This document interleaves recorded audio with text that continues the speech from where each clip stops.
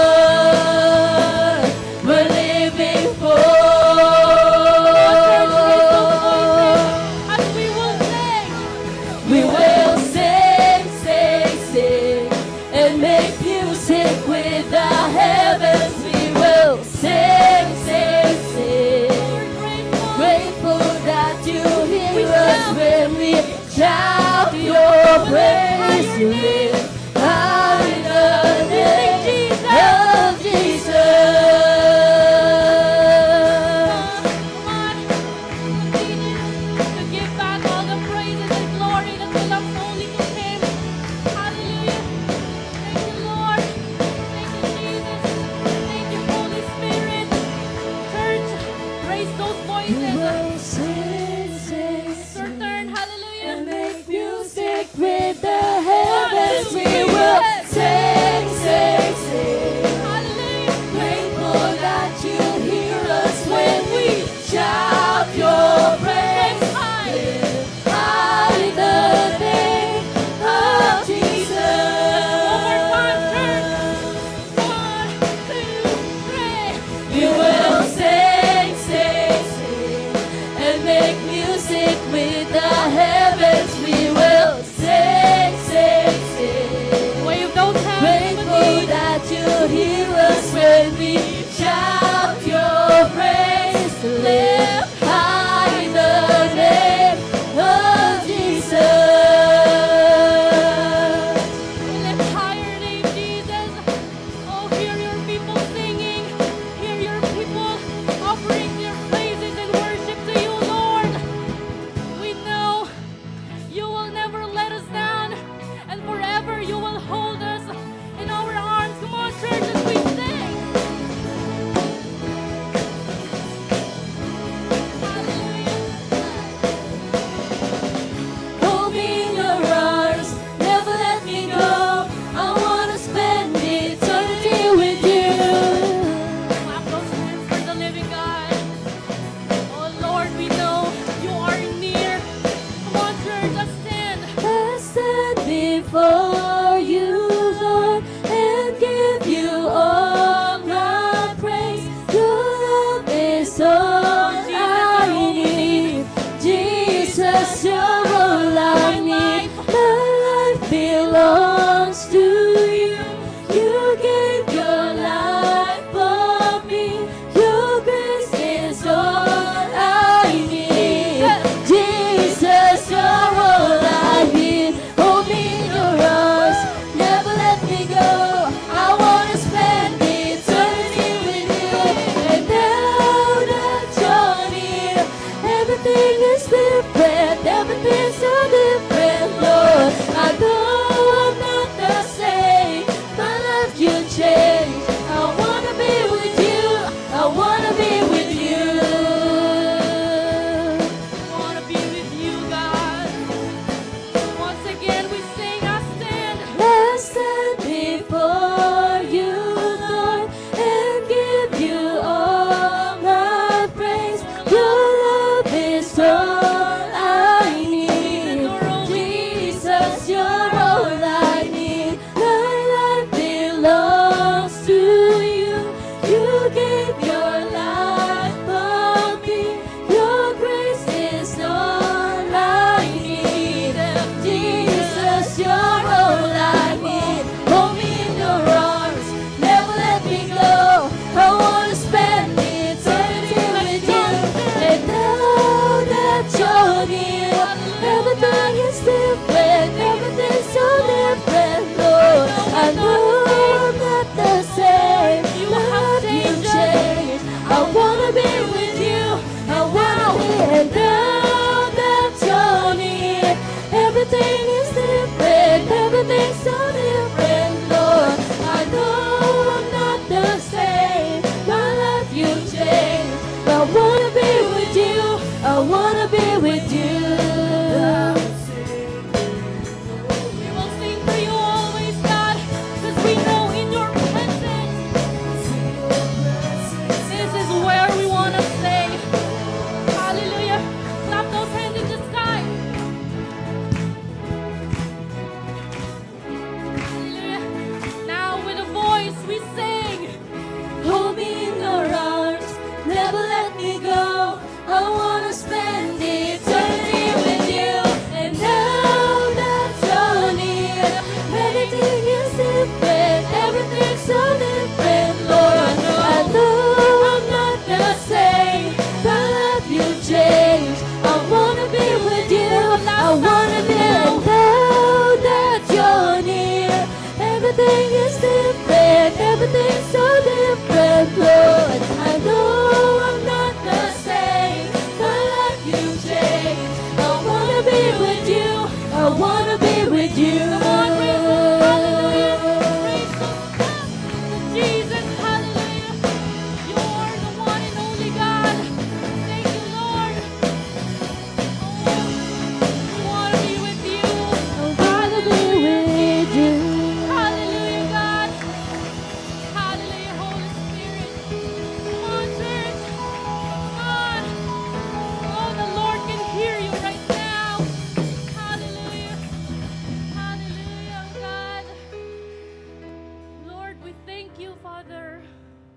every morning, Panginoon, na ginigising mo kami ng malakas and capable, oh God.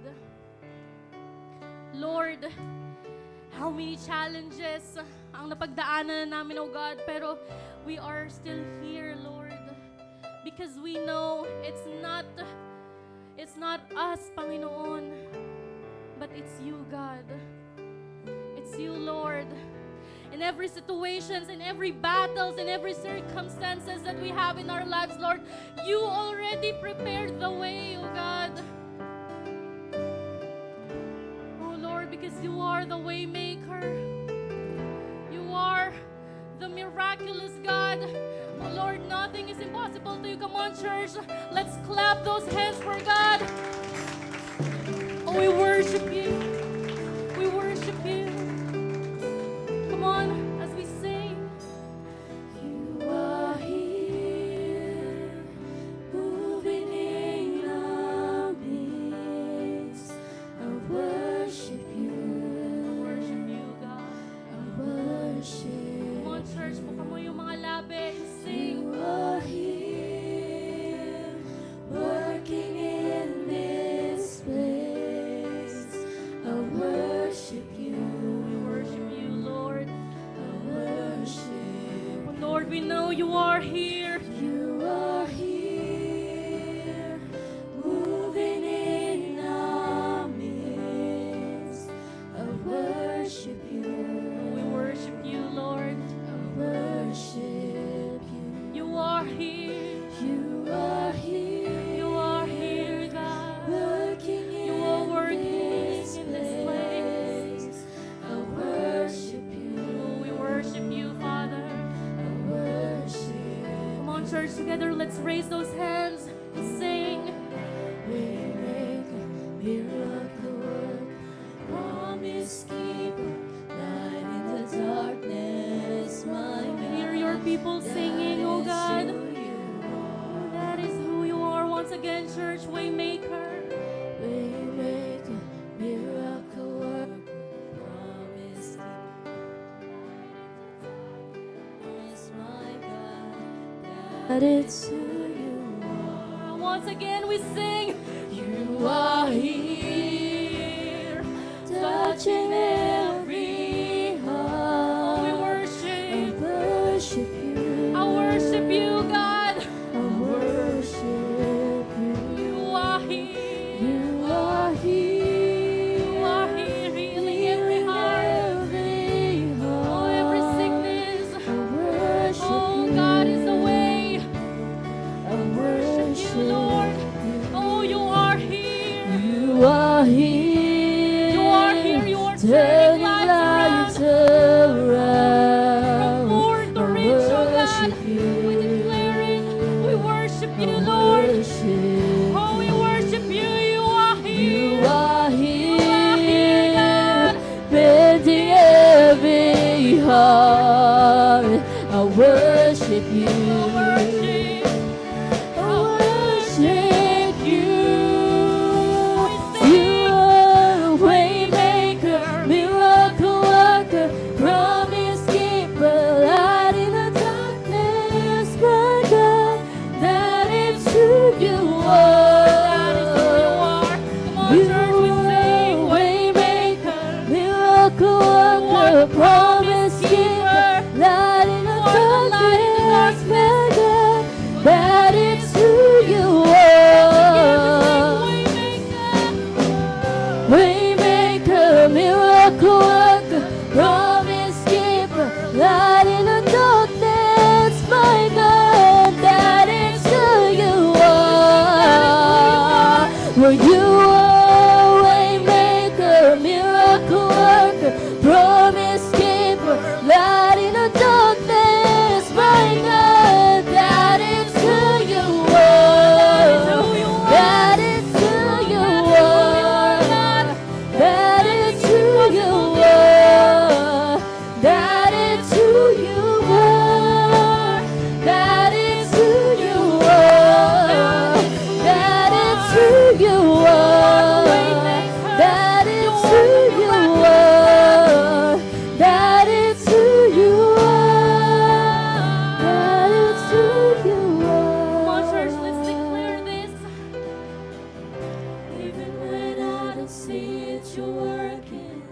Even when I don't feel it, you're working. You never stop working. You never stop working. Even when I don't see it, you're working. Even when I don't feel it, you're working. You never stop working. You never stop working. Even when I don't see it, you're working. Even when I don't feel it, you're working. You never stop working. You never stop working. Even when I don't see it, you're working. Even when I don't feel it, you're working. You never stop working. You never stop working. Waymaker, miracle worker, promise keeper, light in the darkness. Lord, sa That dinami is who you are. For you are waymaker, miracle worker, promise keeper, light in the darkness. My God, that is who you are. That is who you are.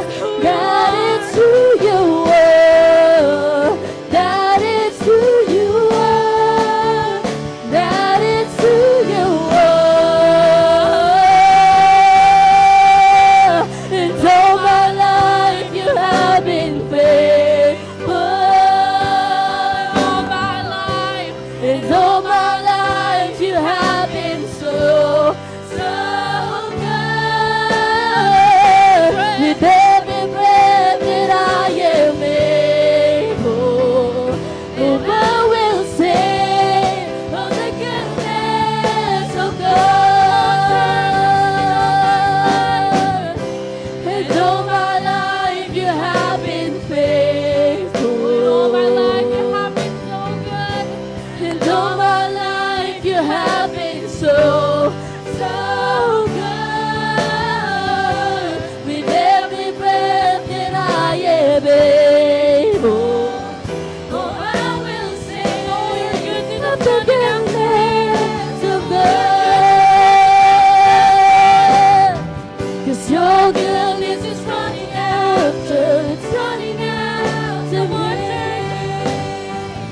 Your goodness is running after, it's running after me. With my life, With my life laid down, I surrender now. I give you everything. Your goodness is running after, it's running after me. Your goodness is running after, it's running after running after me, oh God. 'Cause your goodness is running after, it's running after me. Lord, with my life, My life laid down and surrender now. I give you everything. Your goodness is running after, it's running after me. come on, people of God. The Lord can hear you right now. Once again, we sing, and all my life. And so my life you have been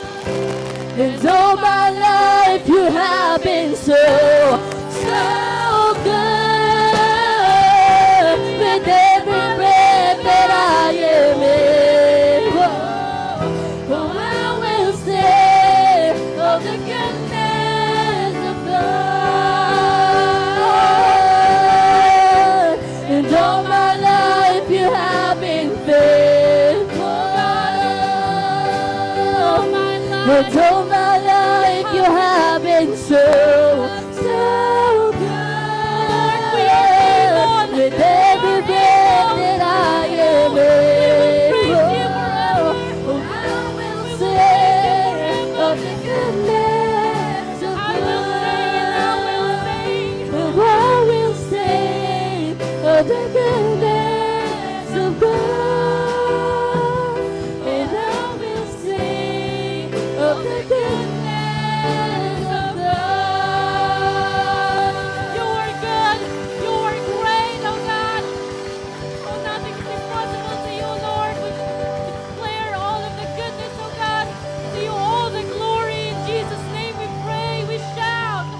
Amen.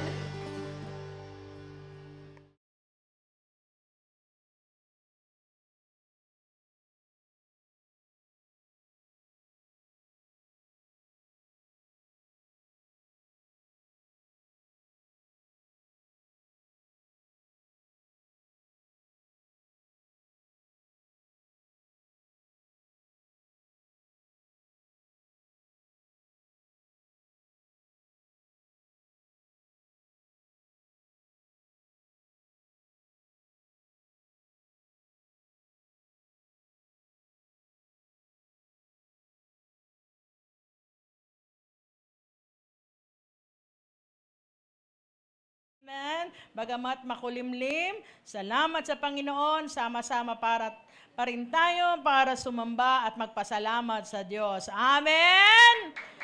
Sige po, malakas sa palakpak para sa Diyos na buhay. Ang Diyos na hindi nagbabago kailanman. Amen. And we're so excited today because this is the first Sunday of the month of August. And since this is the first Sunday, we're introducing to you a new series. Excited na po ba kayo? Okay, ang ating serye ngayon ay The Evidence. Wow. Ebidensya ba dong? Okay, the evidence. Okay, bakit po ebidensya? Ito po ang ating pinag-aaralan ngayon. Dahil sa panahon po natin ngayon, ito po ang katotohanan. Okay, yan po ang title ng part 1 natin, The Mental Shift. Pero mamaya tututukan natin. Bakit kailangan, bigyan ko lang po kayo ng background, bakit ito ang ating serye sa buwan na ito. The evidence, ebidensya, dahil po ang mundo daw ngayon, the world wonders if God is still moving. Okay? Ang mga tao daw sa paligid natin ngayon ay naghahanap pa rin ng mga patunay na ang Diyos ay totoo, ang Diyos ay buhay, at ang Diyos ay kumikilos. Dahil kung pag-aaralan natin sa ating paligid, siguro sa ating buhay, minsan, there's a question that will comes in our mind na tatanungin natin, Lord, totoo ba? Meron ba silbi yung ginagawa ko? Totoo bang kumikilos ka? Totoo bang buhay ka? Amen po ba? I don't know kung natanong nyo yan sa Panginoon, pero somehow, somewhat, somewhere, dumating sa isip natin yan at naghahanap tayo ng ebidensya. At huwag kang mag-alala, hindi lang ikaw ang nagtatanong, maging ang mga tao sa paligid natin. Iyan ang katanungan dahil sa nangyayari sa bansa, nangyayari sa ibang bansa, sa buong mundo, lahat ng mga nangyayari, Lord, nandyan ka pa ba?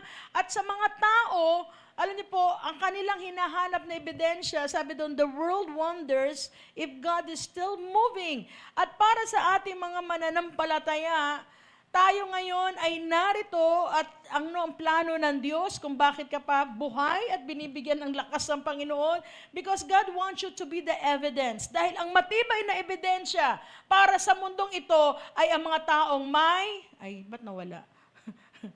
Ayun, may binagong buhay, change life. Tingnan mo ang katabi mo, yan ang isang ebidensya. Sabi mo, ebidensya ka pala eh.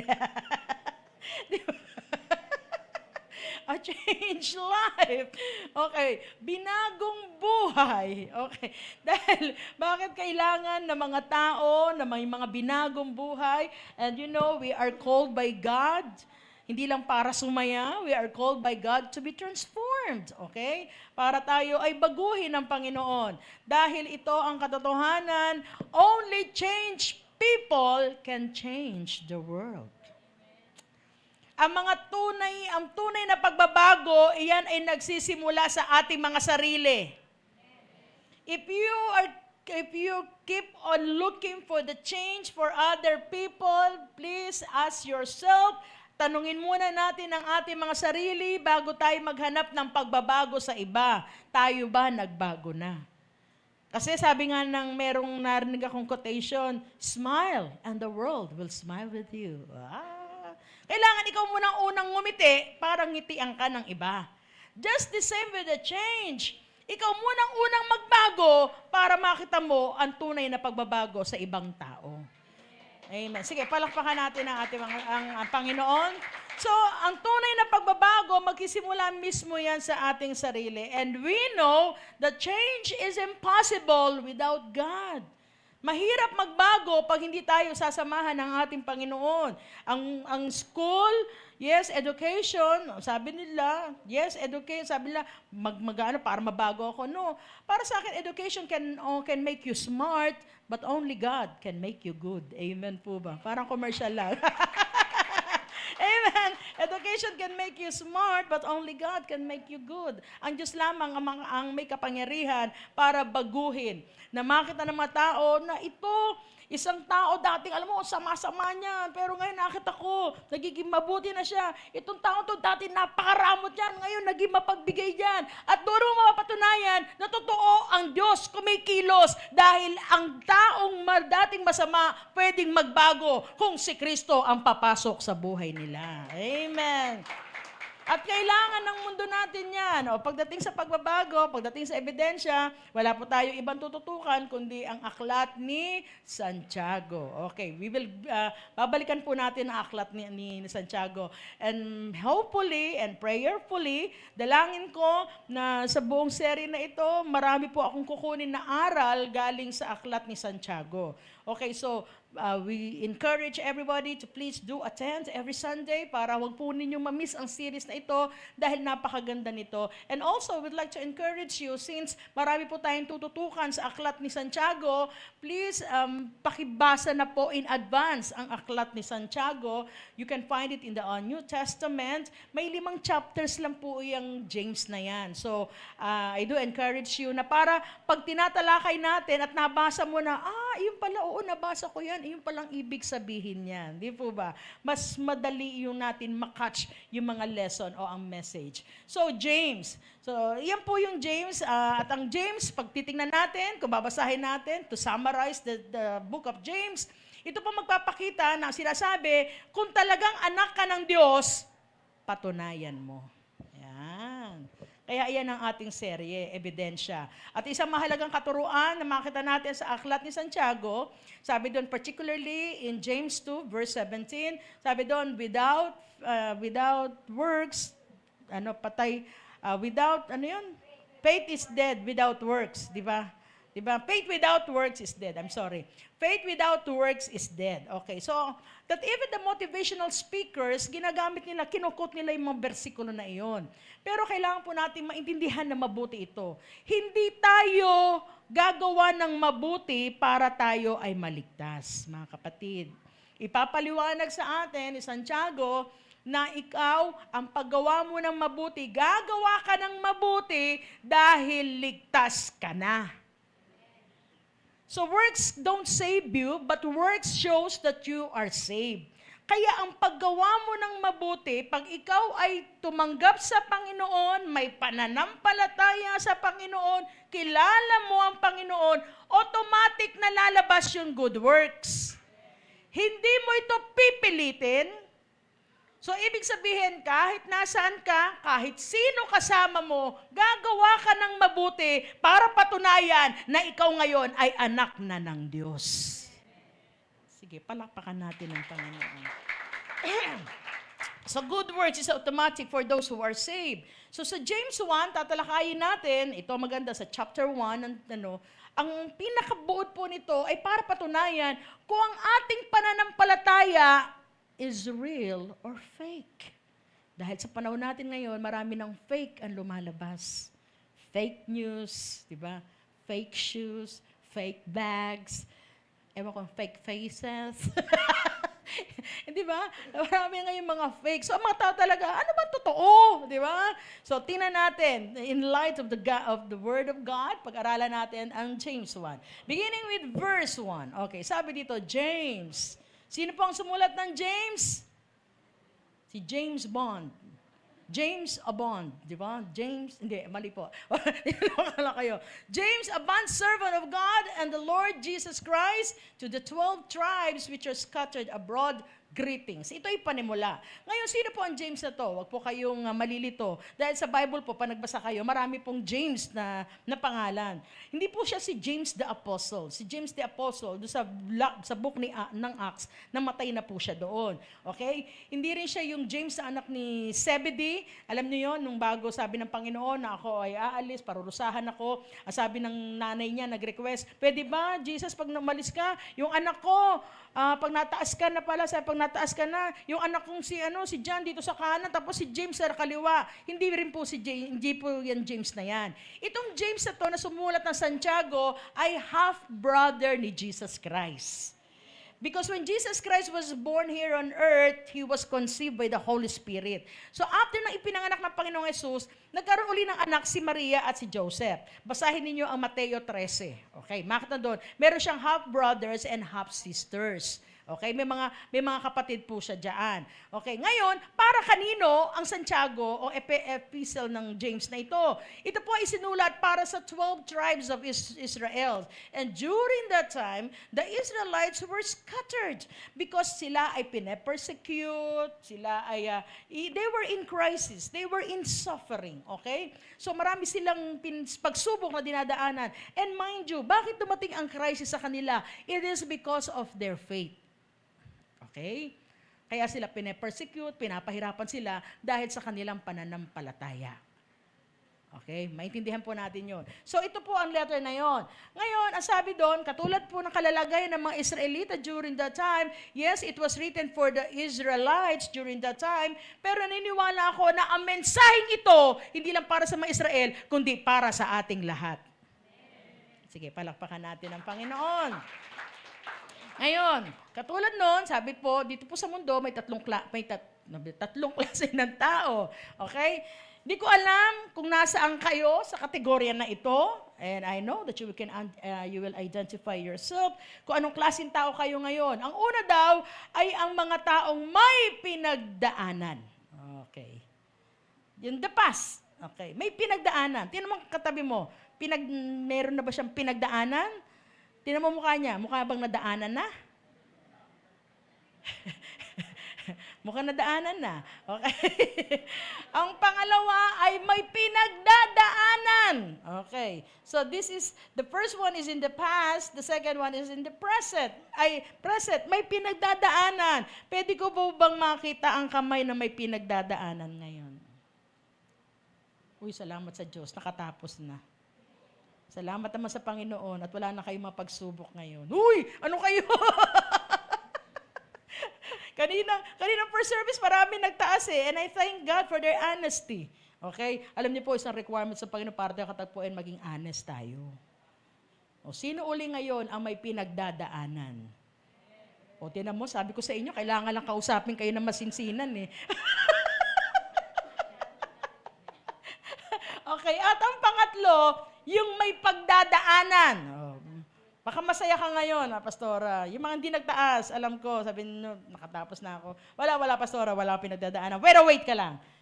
Mayang alauna, may darating. Hindi, joke, in Jesus' name. Di ba? Kasi doon nga tayo nagkakapantay-pantay bilang mga tao pagdating sa mga problema. May problema tayo. Unusual yun pag wala kang problema.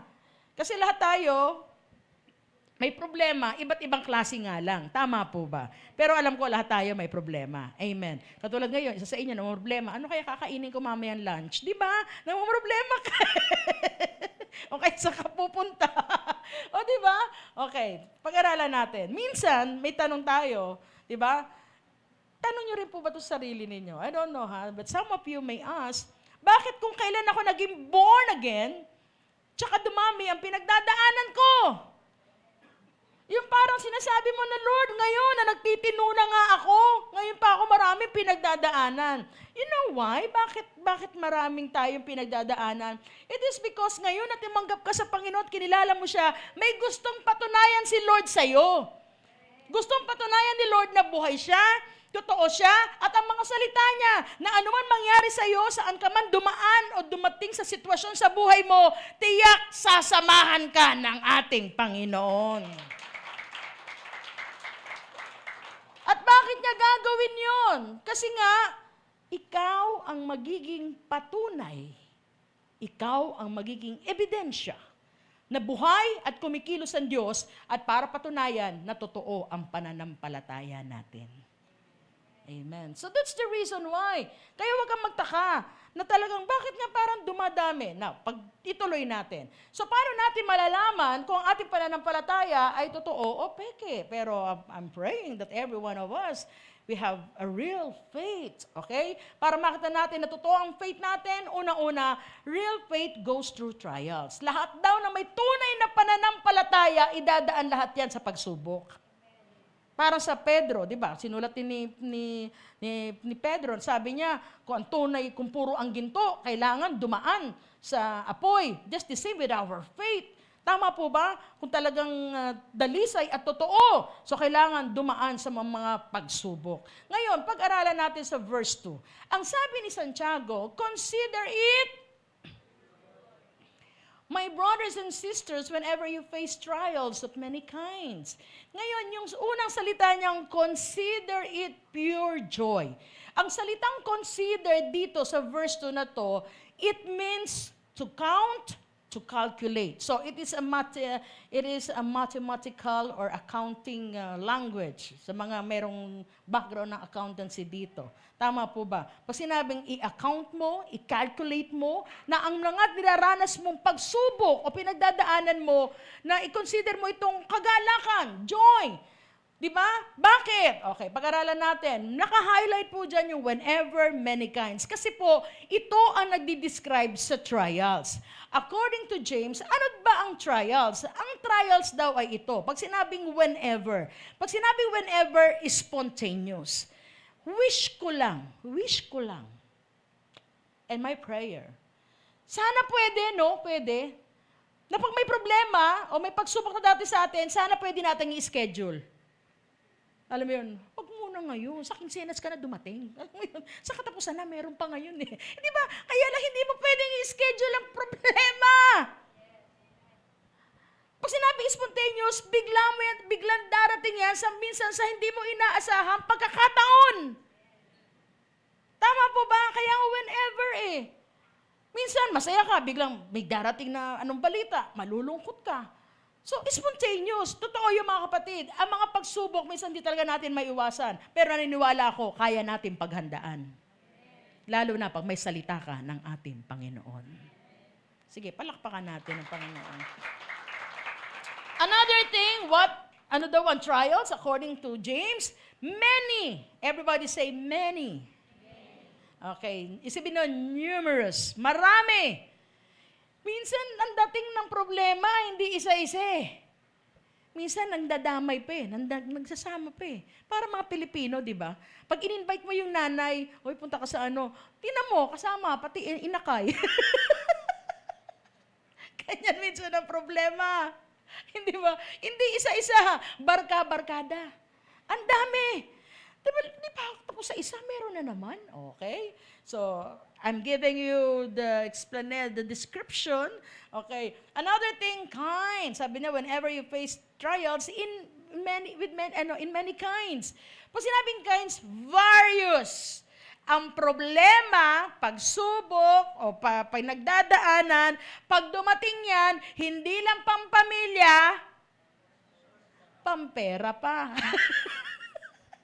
Minsan, may problema ka na sa pamilya, may problema ka sa pera, minsan isasabay pa yung health mo, sometimes tapos aanuhin ka pa ng mga kapitbahay mo.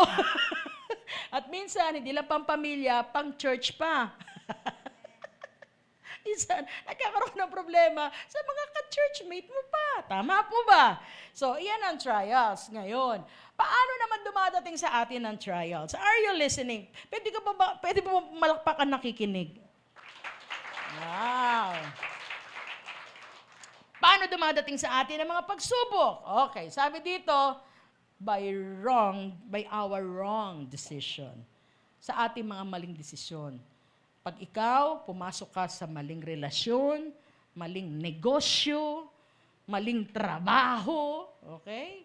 Diyan darating, let me remind everybody, please, mga kapatid, we have a free will or free choice. Iyan ang ginagalang ni Lord at hindi pinapakialaman ng ating Panginoon sa atin. Kaya nga, napaka-importante that you have wisdom so that pag nag-decide tayo, tama ang magiging resulta. Hindi tayo nadadala lamang ng ating mga emosyon o dahil sa sinasabi ng maraming tao sa paligid natin. Because trials come in our lives dahil sa mga maling desisyon na nagawa natin noon at maaring ginagawa pa rin natin ngayon. Amen po ba? And trials may come with the wrong people. Naranasan mo na ba ito, mga kapatid? Wala ka namang problema sa kanya, pero siya may problema sa'yo. Alam mo yun, hindi mo naman inaano, pero inaano ka. Kaya ikaw ngayon, naaano. Naranasan niyo ba yun? May mga tao, may maling tao sa paligid natin na hindi mo naman ginagalaw, hindi mo inaano, nang aano lang. Naintindihan niyo pa ba yung inaano ko sa inyo? Naano na ba kayo? Amen po ba? Those are the wrong people. And sometimes trials come in our lives because of Satan's attack. Okay, katulad sa mga Israelita during that time, wala silang because of their faith, pinaninindigan nila, and then they were persecuted, of course, yung katarungan, wala sa kanila, hindi ba that even the provision, iba ang pagtrato sa kanila, at matinding pagsubok yun sa kanila, amen po ba? At minsan ganun din sa atin mga kapatid, pag alam mo sa puso mo, na di ba, pag may dumating na, Lord, magdidesisyon na ako, magkukomit na ako sa iyo, babaguhin ko na buhay ko, mag-church na ako, mag-pray na ako. And then, maraming atake na gagawin sa iyo ang Panginoon, ang kaaway. Tama po ba?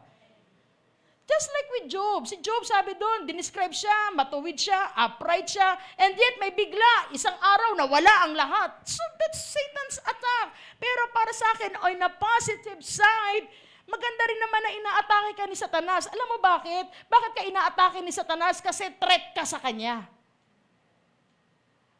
Alam mo, na sinasabi ni Satanas, itong tao to kasi, grabe to. Naku, pag uminit to kay Lord, pag nagbago talaga to ng totohanan, naku, magiging patotoo to, maraming masyasharan to. Ayoko niyan.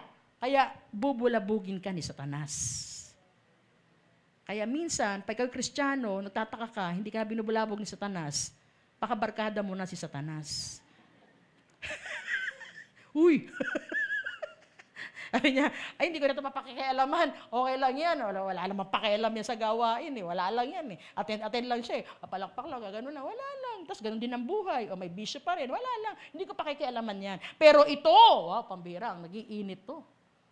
Ito ang tututukan ko. Yan. Naintindihan niyo po ba? So, pag ikaw inaatake ka ng Satanas, threat ka sa kanya. Kasi alam niya, pag ikaw naging totoo at naging mainit sa Panginoon, mas lalo kang gagamitin ng ating Panginoon. Hallelujah!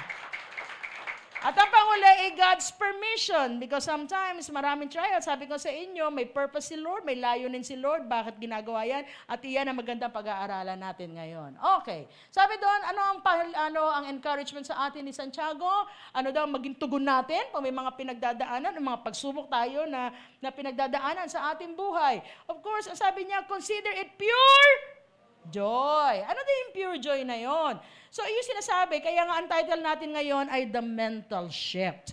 Pag sinabi kasing mental shift, ito po ang ibig sabihin nun. So, having a mental shift and confidence in God, masaya ka dahil nabago na ni Lord yung pananaw mo, di ba? Yung pananaw mo, at meron ka ng kumpiyansa sa ating Panginoon. So, ang ibig sabihin ng mental shift, yan po yung title natin ngayon, is you are replacing your trials, di ba sabi sa inyo, accounting, in the asset column instead in liability column. Pag sinabing asset, kita. Tama po ba sa mga accountant? Di ba? Kita. Yung isa, walang kita. Utang. Di ba? Pag asset, may kita, may pakinabang. Di ba? Kita, tapos to, ano yun? Asset, liability. Ano yun? Asset, kita, walang kita. Pangatlong column, may kupit. Ganon. Pero hindi, asset liability lang yan, okay? So, asset, kaya mental shift, di ba? Kasi nga sabi ko sa inyo, yung consider, it means to account and to calculate, okay? So, ibig sabihin, ang ibig sabihin po ng mental shift ay ito. Okay, pinaliwanag ko na sa Tagalog. Hirap na ako eh. Ang trials ay di parusa o sumpa, kundi ito ay pagkakataon na makilala si Lord, magamit bilang isang patotoo. Iyan yung mental shift. Amen po ba? Nang ibig sabihin nun, na bago ng isip mo, na kung dati naninisi ka, nagagalit ka, lahat nagagalit ka sa mga tao, sa sitwasyon mo, nagagalit ka sa Diyos. Pero ngayon, dahil binago ng Diyos ang iyong isip, nasabi mo, hindi. Alam ko, meron lang ginagawa sa akin si Lord.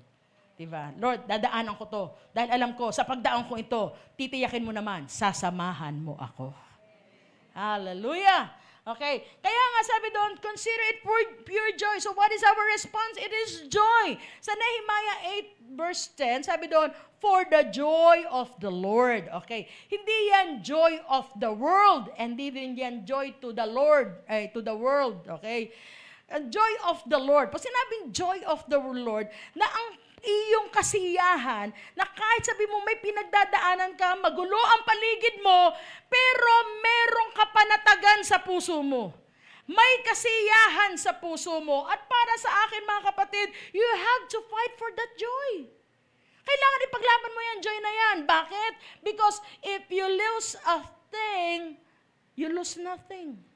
Ang sabi doon, pero pag ikaw daw ay nawala ng isang bagay, wala naman talaga nawala sa'yo. Ano ibig sabihin nun? Pag ikaw nawala ng pera, wala pa nawala sa'yo. Bakit? Hanggat may buhay ka at may lakas ka, pwede ka pa uling kumita ng pera. Kahit mawala ang sasakyan mo, okay lang yun. If you lose a thing, kahit mawala yung sasakyan mo, okay lang. Hanggat may lakas ka na nagmumula sa Diyos, pwede ka pang bigyan ng bagong sasakyan ng ating Panginoon. Amen! Kaya lang, pag nawala na yung joy, because that joy from the Lord, ito yung joy na nagbibigay ng gana sa'yo. Kaya tinan mo yung mga tao na nawala na ng gana, ibig sabihin niya, wala na yung joy nila from the Lord. Kasi maaaring ang joy mo, joy of the world. Kaya pag nawala isang bagay, wala ka ng gana. Wala ka ng ganang mag-church, wala ka ng ganang magbasa ng Bible, wala ka ng ganang mag-pray. Lahat na nawawala ng gana sa'yo. Kaya nga, you have to fight for your joy. Because if you lose joy, you will lose everything. At saan natin makuha ang joy na yan? Walang iba kundi sa ating Panginoon. Hallelujah! There's a big difference between happiness and joy. Pag sinabi kasing happiness, you are happy because there's something happening in your life. O kaya merong ka sa buhay mo. May happening lang. Birthday mo, kaya happy ka. Kaya nga happy birthday to you. May happening lang. Pero pag walang happening, ibig sabihin nun, kahit walang happening, walang ganap sa buhay mo, masaya ka. Kahit wala kang anumang bagay na meron sila, masaya ka. Dahil ang mahalaga sa'yo, may joy. May joy ka na nagmumula sa Diyos. Na anong ibig sabihin nun? Na kahit wala ka nun, ang mahalaga, may Diyos na nangangalaga sa'yo. Malakas sa palakpak para sa Diyos. Amen. Kaya nga sabi doon na may mga totoong may kasiyahan galing sa Diyos is my strength. Malakas ka. Iba yung joy na yan. It is from within. Tama po ba? Kahit nagkakagulo yan, pero hindi mo na sinasabi. Halimbawa, meron na matayan. Masaya ako. Hindi ganun yun. Baliw yun. Hindi iba yun. Iba po yun. Amen po ba? Pero alam mo yun, may pinagdadaanan ka, pero there's a peace inside. Diba? So, ngayon, ang pangalawa, paano mapatunayan na totoo ang iyong pananampalataya? Real faith grows through trials. Lahat po ng tao sa mundo, lahat dumadanas sa mga problema o pagsubok sa buhay. Tama po ba? Pero hindi lahat nag-grow pag may pagsubok. Yung iba, ano ginagawa? Minsan, tinatapos ang buhay. Yung iba, talagang inaabuso yung katawan kasi wala lang, ito itong buhay na to, kailangan. Ganun na ginagawa. Pero pag ikaw, may relasyon ka sa Diyos, totoong pananampalataya mo sa Diyos, doon ka lalong palalaguin ng ating Panginoon sa panahon na may pinagdadaanan ka. Amen po ba? Okay, paano tayo pinalalago ng Panginoon? Sabi sa verse 3, consider it joy, magkaroon ka ng kasiyahan dahil may dudulot sa iyo ng mga pinagdadaanan mo because, sabi sa verse 3, because you know that the testing of your faith produce perseverance. Pag ikaw may pagsubok sa buhay, doon ka tatalino, doon ka lalalim, doon ka tumatalim. Dahil marami tayo natututunan pag may maraming pagsubok. Minsan yung mga mali natin desisyon, pag dumatay sa pagsubok, alam ko na sa susunod ko ano gagawin ko. There you learn. Pero ngayon, sa henerasyon natin, nakakalungkot. Ewan ko mga parents ha. I don't know, because some of you, meron po ako narinig na isang advisor na nagsabi nito at hindi na wala sa isip ko. Sabi niya, kayong mga magulang, during the parents' orientation, sa school po yan ng anak ko, sabi niya, kayong mga magulang, huwag niyo laging sasabihin na ayokong pagdaanan ng aking anak, yung aking mga hirap na dinanas. And I know some parents na nandito ngayon, I'll just take it, ituturo ko lang sa inyo. Kasi para sa akin, may punto siya eh. Kasi tinan nyo ngayon nangyayari sa mga kabataan ngayon. Hindi na sanay sa mga failure sa buhay. Konting problema lang, bumibigay yung kanilang mental health ngayon. Samantalang noon tayo, di ba, bago tayo pumasok, kailangan ka munang maglaba, tumulong sa yung iba nagtitinda muna ng basahan na bilog bago makapasok para mayroong pambaon. Kasi ngayon, instantly, pag nanghingi ang bata, ito, bigay. Pag ito, bigay.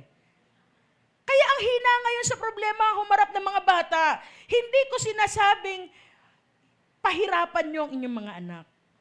Pero ang sinasabi ko lang, allow them na dumaan sa hirap. Allow them. Pero huwag niyo naman pahirapan. Pag sinabi mo, Mama, ginawa ko na, bahala ka, maghirap ka, sige ba, hindi ganun. Abuso na yun. Allow them na dumaan sa hirap, pero wag niyo silang pahirapan. Kasi at the end of their lives, sa totoo ha, sabi ng mga psychologists, ang intelligence, malaking bagay yan. They will help them to find open doors. Pero para sila'y makatapos doon sa kanilang lakbayin, they must have wisdom and discipline in their lives. Pag walang disiplina mga bata ngayon, mahihirapan sila na tumayo sa buhay na ito. Because this world is a fallen world. Maniwala kayo. Tingnan ninyo, mas maraming tao masaya pag bumabaksak ka.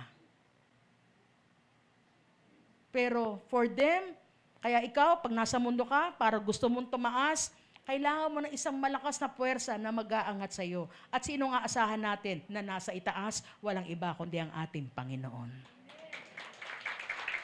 At pag ikaw ay hawak ng Panginoon, marami man taong gustong magpabaksak sa iyo, hindi ka babaksak dahil hawak ka ng isang makapangyarihan na Diyos. Teach our children. Amen po ba? Kasi doon ka lalalim eh. Sabi doon, kaya nga si Haring David, ang sabi niya sa Psalms 26 verse 2, put me on trial. Siya po yung naghamon kay Lord.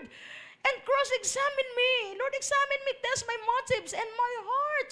Ang sabi ni David, Panginoon, sige po, subukin niyo ako para makita niyo kung ang puso ko ay totoo na nagmamahal sa iyo. Kasi minsan ang kahinaan natin mga tao, pag dumating na ang mga blessings, nawawala ng ating paningin at pagmamahal sa ating Panginoon. Nawawala na ng panahon, nawawala na ng lakas para sa Panginoon. Nakakalungkot na, pati kaligtasan, nawawala na rin. Nawa hindi po mangyari ito, mga kapatid. That's why David, ngayon sabi doon, let perseverance finish its work so that you may be, ay dudulot nito? Pag nag-undergo ka, sa trials na yan, pinagdaanan mo, na may kasiyahan sa puso mo, ikaw ay magiging matured. Tingnan mo katabi mo, mukha na bang matured? Mukha lang. Now, maturity does not come from age. Hindi komot matanda ka na, ibig sabihin nun, matured ka na. Minsan, daig pa ng mga bata, mag-isip ang mga matatanda. Mga. Nagalit. Ang tatanda na. Walang pinagkatandaan. Tama po ba? So, iba yun ha. Pag sinabing maturity, hindi yan komot, matanda ka na. Ibig sabihin na, matured ka na. Hindi yun. Okay, pag-aralan natin. Hindi ka lang magmamatured, will have complete. Ano yung complete na yan? Complete kumpiyansa. Complete confidence to the Lord. Magkakaroon ka, makukumpleto ang iyong pananampalataya at pagtitiwala sa Diyos na alam mo, sa puso mo, dumaan ka man sa mahihirap na sitwasyon, lalabas ka dahil alam mo, sasamahan ka na makapangyarihan na Diyos. Kompleto yan. Talagang solve yan sa puso mo. Kaya you can undergo. May kasiyahan ka sa puso mo.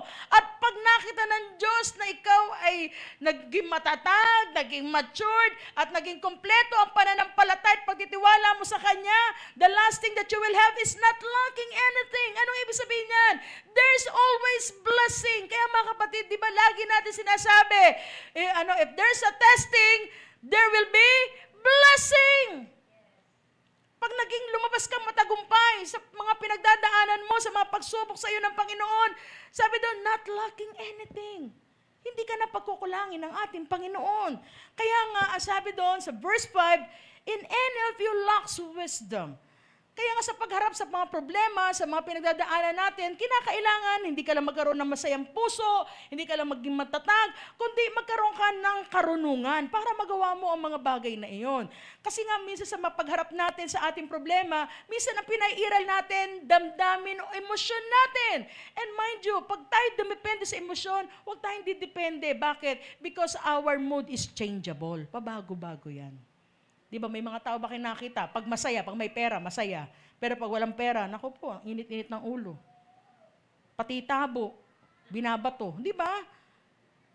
Kasi nga, emosyon natin, changeable yan. Kaya nga sabi doon, kailangan natin kung kayo nagkukulang ng wisdom. Now, bakit ang nilagay doon wisdom? Hindi nilagay na lacks knowledge or lacks confidence. Ang nilagay doon, lacks wisdom. Sabi ng Panginoon, sa pagharap niyo ng problema at kailangan niyo ng wisdom, mag-ask kayo. So, ibig sabihin ni Lord, God is encouraging us. Para maging matagumpay ka, mag-request ka ng wisdom. At minsan, iyan ang kulang na sa atin mga Kristiyano. Wala tayong ka-wisdom. Maniwala kayo. Okay, let me, So, sabi doon, request wisdom. Sabi doon, but when you ask, pag humingi naman kayo, nag-request kayo kay Lord, kailangan naman, buo sa puso mo, ang pananampalataya na ang nilalapitan mong Diyos ay ang Diyos sa tunay na makakatulong sa iyo. Kasi pag ikaw'y lumapit at may pagdududa ka, ang sabi ni Santiago, you must believe and not doubt because the one who doubt is like a wave of the sea blown and tossed by the wind. That person should not expect to receive anything from the Lord because sabi sa 8, such a person is double-minded and unstable in all they do.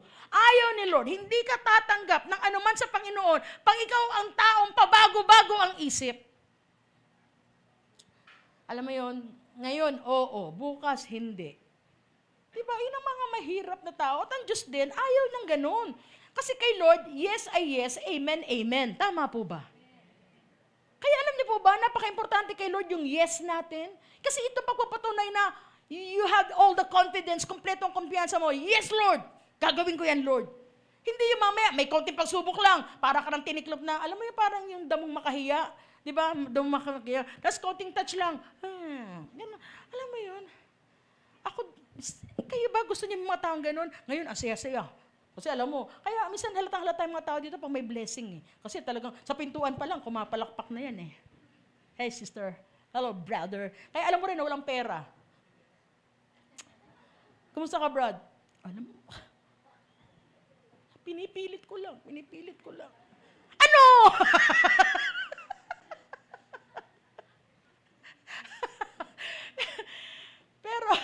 pero yung mga tao talaga na nag-matured, alam mo yon, sa anumang panahon, Di ba? Ano man ang panahon, di ba? Sisigaw ka, magpupuri ka sa Panginoon na ang Diyos ay mabuti talaga sa buhay natin.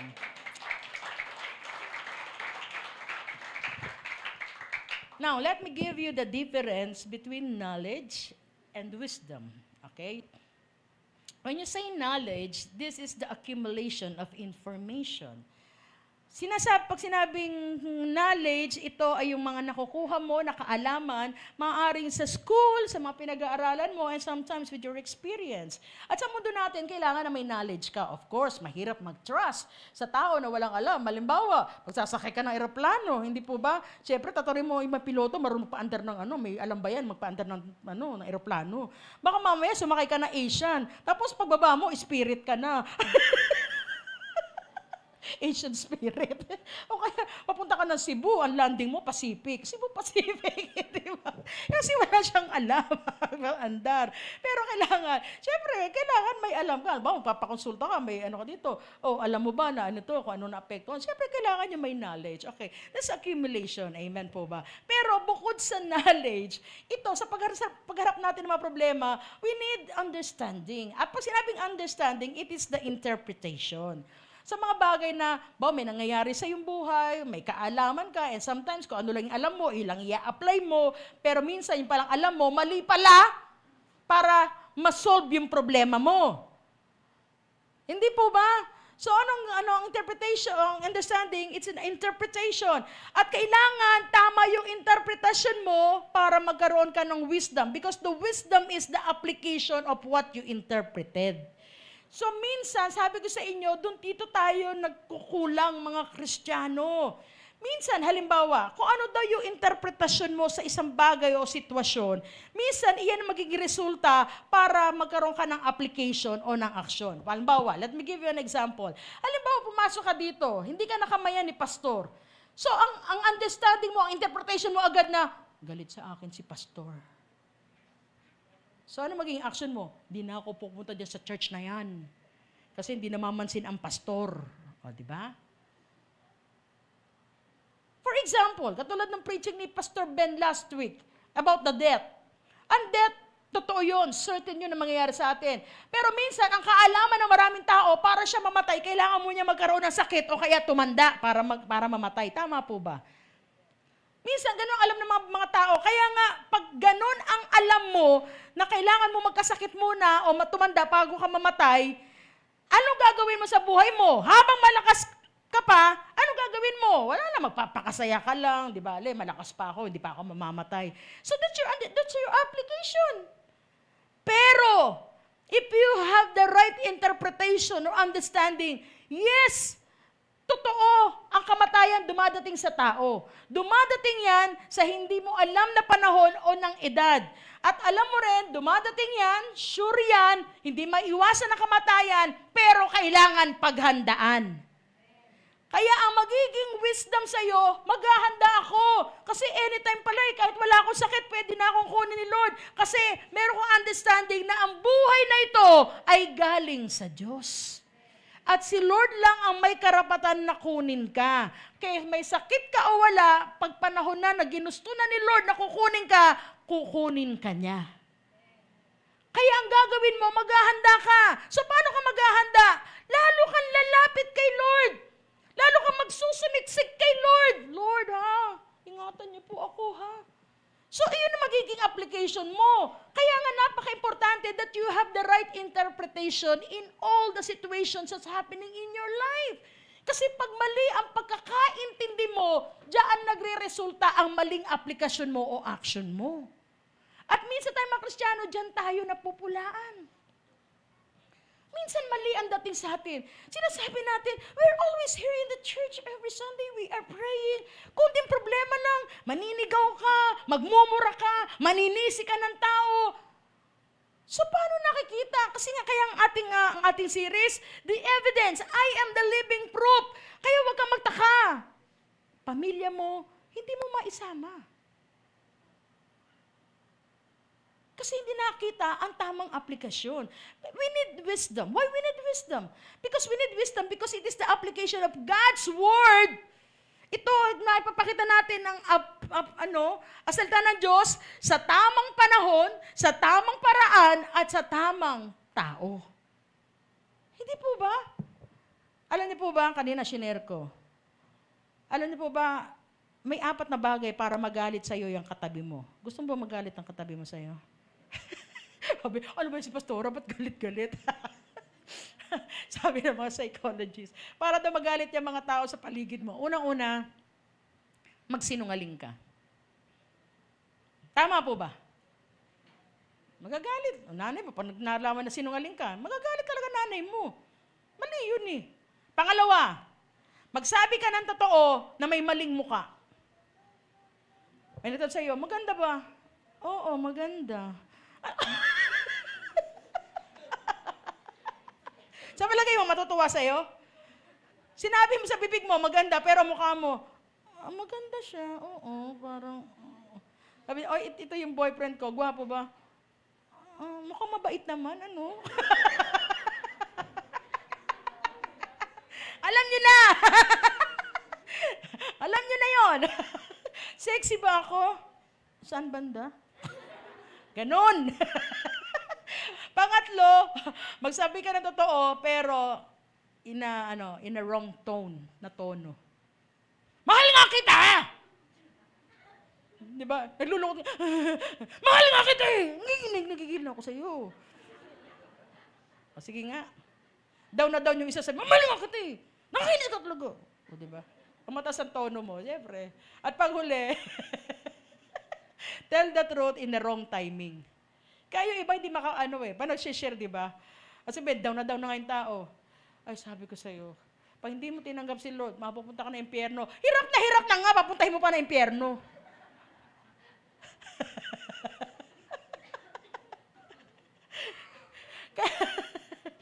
Kaya nga, you need wisdom.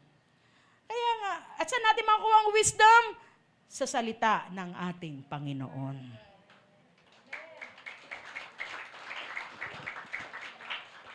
Kaya nga sabi ni Solomon, sa Kawikaan 4, mula 5 hanggang 7, sikapin mo, aking anak, na kuhanin ang karunungan at ang kaalaman.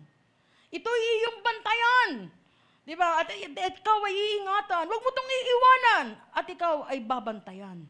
Di ba? Pag sumikapan mo na makamtan, karunungan at kaalaman, kahit gaano ito kamahal.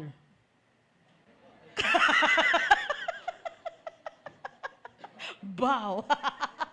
O, basahin niyo yan. Proverbs 4:5-7.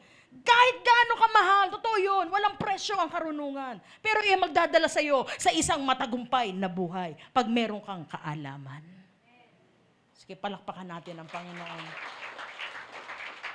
Okay, pangatlo, how will you know that faith is real? Real faith gains triumph over trials. Magkakaroon ka daw ng tunay na tagumpay. Masarap kasing lasapin ng tagumpay pag pinaghirapan. Just the same with the blessing. Tama po ba? Masarap gastusin ang pera na alam mo dumaan sa pawis at dugo mo. Na hindi mo to dinaan sa panloloko ng kapwa mo, kundi ito'y dumaan sa iyong pagsusumikap. So sabi, ang totoong pananampalataya, may kakaroon ito ang tunay na tagumpay. Diba? Ang totoong victorious, kaya sinabing matagumpay, yung sabihin, meron kang labanan na pinagdaanan. As sabi doon sa verse 12, blessed is the one who perseveres under trial, because having stood the test, that person will receive the crown of life that the Lord has promised to those who love Him. Mga kapatid, yung crown of life, 2 beses lang yan sinabi sa Bible. Una sa Proverbs, and then the second one is in James. At totoo yun. Pag nakita ni Lord na sa gitna ng mga pagsubok mo, na natili kang tapat at may pananampalataya sa Panginoon, na nandun pa rin ang kapayapaan sa puso mo at may kumpiyansa ka sa Panginoon, then we have a reward. That is the crown of life. Alam mo yun, pagdating mo sa langit, sabihin ni Lord, pag mamalaki ka na, itong anak ko, alam ko, ang dami mong pinagdaanan, ang dami mong sakit, pero tumayo ka pa rin, nagpatuloy ka pa rin. Anak, this is your reward. And mind you, hindi ang tao magre-reward sa iyo, kundi ang ating Panginoon.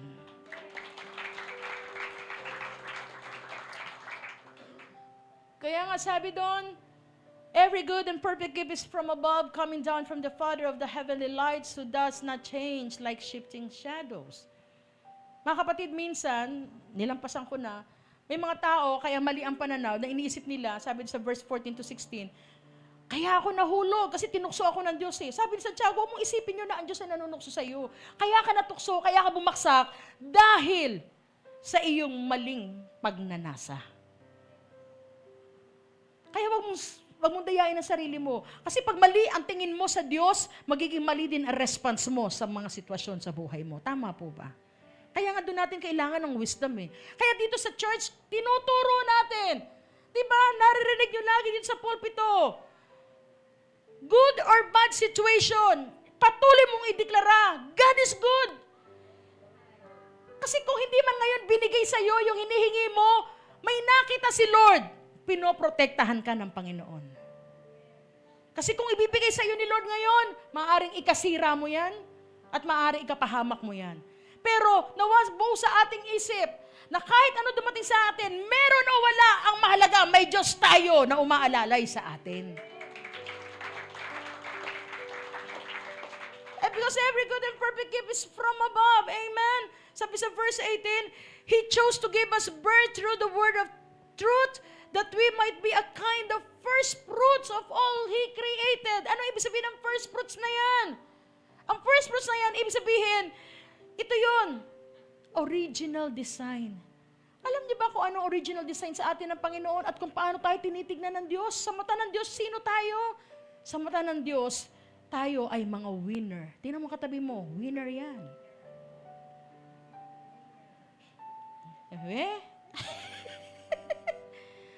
Sa mata ng Diyos, we are victorious. Tingnan mo katabi mo, victorious yan. Hindi ka talunan. Mananagumpay ka. Kaya mga kapatid, you have to fight for the joy and you have to request or ask for the wisdom. Dahil alam mo, pag ikaw ay naging matatag, napagtagumpayan mo lahat ng ito, doon lang mapapatunayan na totoo ang pananampalataya mo sa ating Panginoon. And the world around us, the people around us will see, oo nga, buhay ang Diyos. Kasi itong taon to, alam mo ba, kahit anong paninira ako sa Kanya, kahit anong dumating sa Kanya, alam mo, parang masaya pa rin siya. Alam mo, parang kontento pa rin siya sa buhay niya. Nag-church pa rin siya. At doon nakita na ikaw ay ginagamit ng Diyos bilang buhay na patotoo para sa kadakilaan ng ating Panginoon. Kaya nga, faith that stands is the faith that's real. Yung mga taong nananampalataya na patuloy lamang na tumatayo sa kabila ng maraming pinagdadaanan. Ikaw ang matibay na ebidensya ng Panginoon na siya ay buhay at patuloy na kumikilos. Kaya ang mga tao sa paligid mo, hindi mawawala ng pag-asa. Kasi makikita ka nila, itong ang taon to eh. Matutuloy pa rin ako, maniniwala ako may Diyos. Kasi itong taon to, nakita ko hirap-hirap eh, pero ngayon, tinan mo naman ang buhay nila.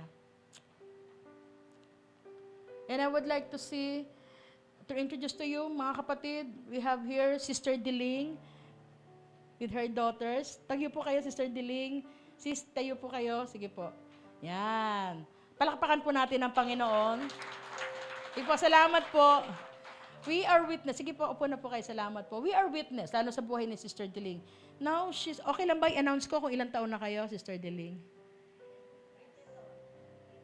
90? 82? Oh, 82 na siya. Tinan mo, beauty pa. Pero we are witness kung paano siya lumakad bilang isang Kristiyano.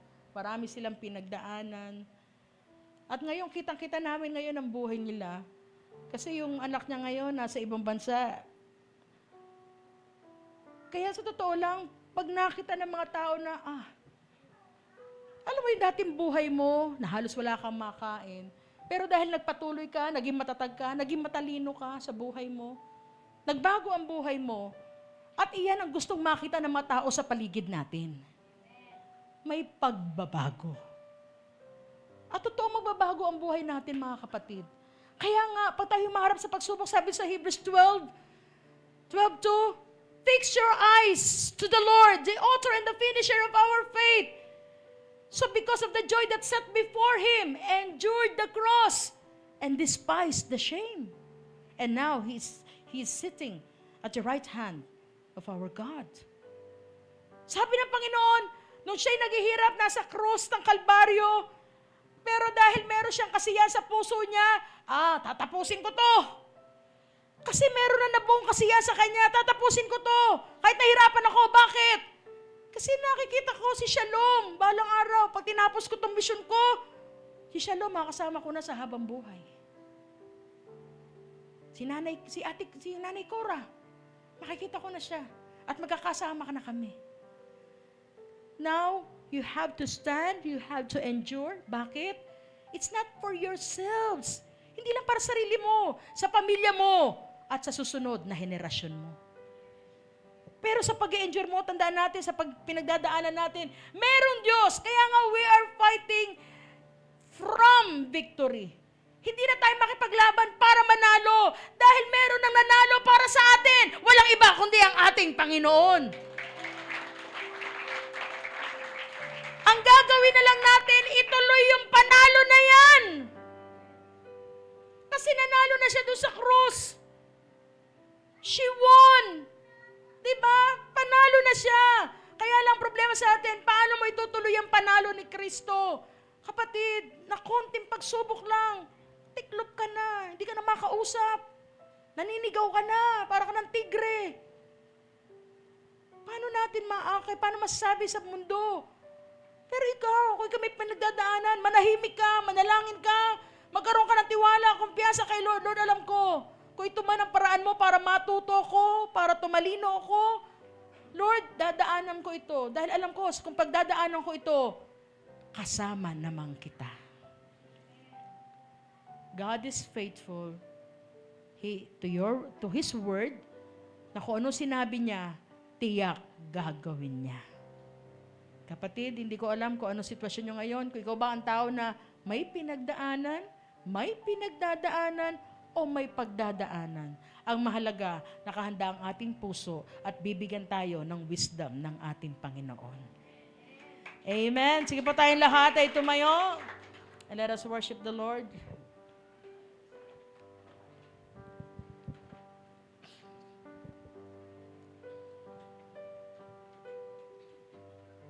Pwede bang awitin mo ng buong puso ito para sa ating Panginoon? At patuloy mong i-claim sa iyong puso na ano man ang pinagdadaanan ng sitwasyon mo ngayon. Alam mo, Lord, magtitiwala ako sa iyo ng lubos dahil alam ko ikaw ang tapat na Diyos na aking pinaglilingkuran. Hallelujah.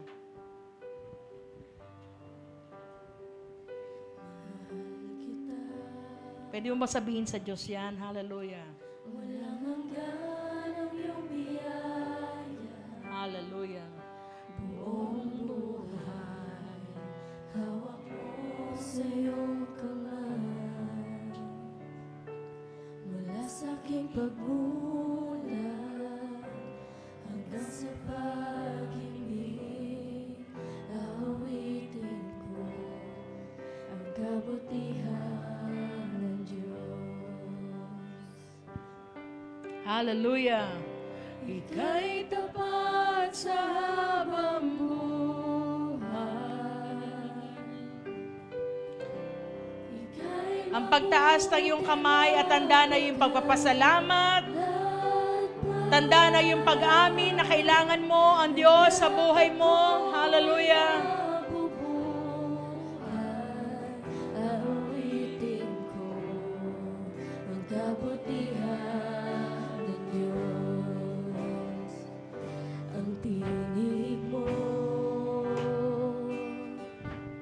siyang gabay sa kasakitan, at nariyan ka sa gitna ng kadiliman.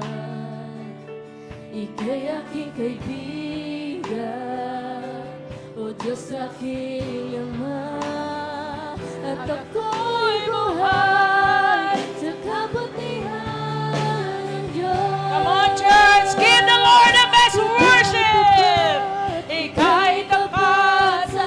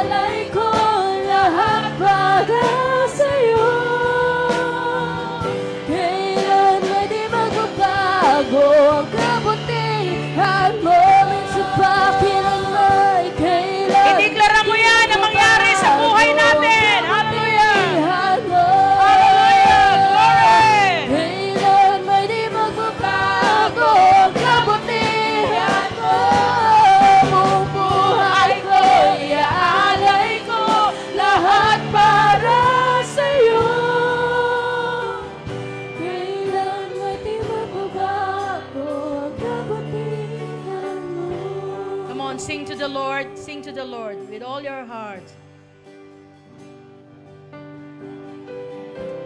Ika'y tapat sa habang buhay. Ika'y mabuti mapagkailanman.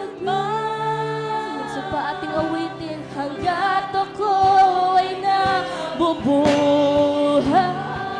Awitin ko ang kabutihan ng Diyos. Sa'yo kami magtitiwala, Panginoon. For the last time. Ika'y tapat sa habang buhay. Kailanman hindi tayo kinalimutan ng Diyos. Ay mabuti mapagkailanman. Hanggat ako'y nabubuhay. Awitin ko ang kabutihan ng Diyos. Awitin ko ang kabutihan ng Diyos. Awitin ko ang kabutihan ng Diyos. Maraming salamat, Panginoon, sa isang mensahe na nagpapaalala sa amin na ang mga pagsubok na aming pinagdadaanan, O Diyos, ito man ay nagmula sa maling desisyon, ito man ay nagmula sa maling tao, kung ito man ay pag-atake sa amin ni Satanas, o kung ito man ay pinahintulot mo, Panginoon. Lord, salamat, may pangako ka, may salita ka sa bawat isa sa amin, na kahit kailan, Lord, hindi mo kami iwanan, hindi mo kami pababayaan. At ikaw na Diyos na aming sinasamba sa lugar na ito, ay Diyos na mananagumpay. We have victory because of what you did on the cross, O God. Lord, ang amin lang na kailangan gawin ay ituloy ang panalo na ito. At kung makita ng mga tao sa paligid namin that we keep on standing, na kami patuloy na tumatayo, O Diyos, Lord, doon lang kami magiging magandang patotoo at buhay na patotoo para sa mga tao sa paligid namin. Na makikita nila na may totoo, buhay, at Diyos na kumikilos. Panginoon, let us declare, mga kapatid, let us declare that I am a living proof. I am a living proof of God's greatness, God's kindness, and God's grace. Hayaan mo, Panginoon, na makita ito sa buhay ng iyong mga anak. Continue to give us wisdom, O Lord. Na ito, Lord, ang kailangan namin upang magkaroon kami ng tamang response sa lahat ng aming pinagdadaanan sa buhay. Bless your people, O God. Lalo na po, Lord, ang nagdi-desire na i-apply ang kanilang natutunan sa masandaling ito. Patuloy niyo po kami ingatan at proteksyonan. At ito po ang aming dalangin sa makapangyarihang pangalan ni Jesus. Amen and amen. Patuloy po tayo.